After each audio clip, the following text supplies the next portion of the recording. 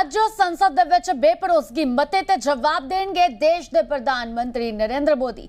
ਸ਼ਾਮ 4 ਵਜੇ ਲੋਕ ਸਭਾ ਦੇ ਵਿੱਚ ਬੋਲਣਗੇ ਪ੍ਰਧਾਨ ਮੰਤਰੀ ਮੋਦੀ। ਪੀਐਮ ਮੋਦੀ ਦੇ ਜਵਾਬ ਤੋਂ ਬਾਅਦ ਇੱਥੇ ਵੋਟਿੰਗ ਕਰਵਾਈ ਜਾਵੇਗੀ। 8 ਅਗਸਤ ਤੋਂ ਸੰਸਦ ਦੇ ਵਿੱਚ ਬੇਭਰੋਸਗੀ ਮਤੇ ਤੇ ਚਰਚਾ ਹੋ ਰਹੀ ਹੈ। ਵਿਰੋਧੀਆਂ ਦਾ साफ तौर पर निशाना केंद्र सरकार ਨੂੰ ਹੁਣ तक किते कई मामलों ਦੇ ਵਿੱਚ घेरा पाया गया है। कांग्रेसियों ਦੇ ਵੱਲੋਂ विरोधी धिरां ਦੇ ਵੱਲੋਂ बीजेपी ਨੂੰ घेरा पाया गया। 8 अगस्त तो संसद ਦੇ ਵਿੱਚ बेभरोसगी मते ते चर्चा हो रही है, लेकिन ਅੱਜ संसद ਦੇ ਵਿੱਚ बेभरोसगी मते ते जवाब देंगे पीएम मोदी। ਤਾਂ ਬੇਭਰੋਸਗੀ ਮਤੇ ਤੇ ਲੋਕ ਸਭਾ ਦੇ ਵਿੱਚ ਅਮਿਤ ਸ਼ਾਹ ਦਾ ਜਵਾਬ ਵੀ ਸਾਹਮਣੇ ਆਇਆ। ਬੇਭਰੋਸਗੀ ਮਤਾ ਸਿਰਫ ਵਹਿਮ ਪੈਦਾ ਕਰਨ ਦੇ ਲਈ ਹੈ। ਅਮਿਤ ਸ਼ਾਹ ਨੇ ਜਵਾਬ ਦਿੱਤਾ, ਸਰਕਾਰ ਤੇ ਨਾ ਜਨਤਾ ਨੂੰ ਅਵਿਸ਼ਵਾਸ ਤੇ ਨਾ ਹੀ ਸਦਨ ਨੂੰ। जनता ਦਾ ਸਰਕਾਰ ਤੇ ਪੂਰਾ ਭਰੋਸਾ ਹੈ। ਜਨਤਾ ਦੇ ਵਿੱਚ ਬੇਭਰੋਸਗੀ ਦੀ ਕੋਈ ਝਲਕ ਨਹੀਂ ਹੈ। ਅਮਿਤ ਸ਼ਾਹ ਦੇ ਵੱਲੋਂ ਇਹ ਜਵਾਬ ਦਿੱਤਾ ਗਿਆ ਬੇਭਰੋਸਗੀ ਮਤੇ ਨੂੰ ਲੈ ਕੇ।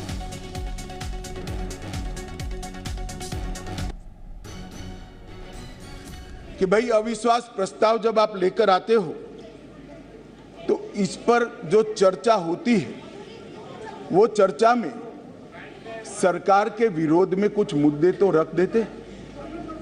मैंने पूरे भाषण ध्यान से सुने और पूरे भाषण ध्यान से सुनने के बाद मैं निश्चित रूप से निर्णय पर पहुंचा हूं, ये अविश्वास प्रस्ताव केवल और केवल भ्रांति खड़ा करने के लिए लाया गया है।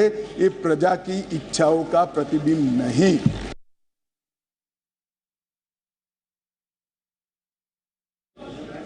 जिसमें प्रधानमंत्री और मंत्रिमंडल के प्रति न जनता को अविश्वास है न सदन को अविश्वास है, और ये विश्वास प्रस्ताव लेकर आए। माननीय अध्यक्ष जी, इसका उद्देश्य क्या है?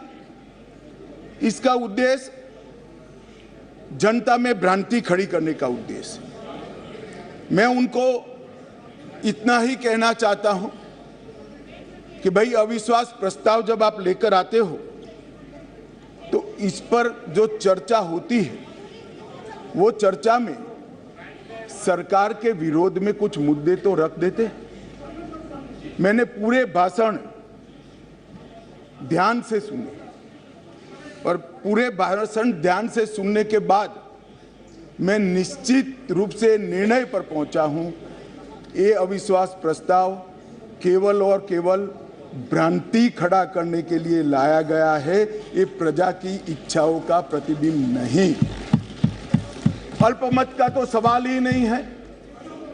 अल्पमत का सवाल इसलिए नहीं है क्योंकि जब तक जो अविश्वास के प्रस्ताव के विरोध में बोले हैं और जो समर्थन सदन का दिखाई पड़ा है, मतदान होगा तब होगा जो कराएंगे तो, परंतु जो समर्थन दिखाई पड़ा है वो बताता है कि अल्पमत का सवाल नहीं है। और जनता में भी विश्वास है मान्यवर, जनता में विश्वास इसलिए है कि देश के 60 करोड़ गरीबों को उनके जीवन में नई आशा का संचार अगर कोई एक प्रधानमंत्री और एक सरकार ने किया है तो नरेंद्र मोदी सरकार।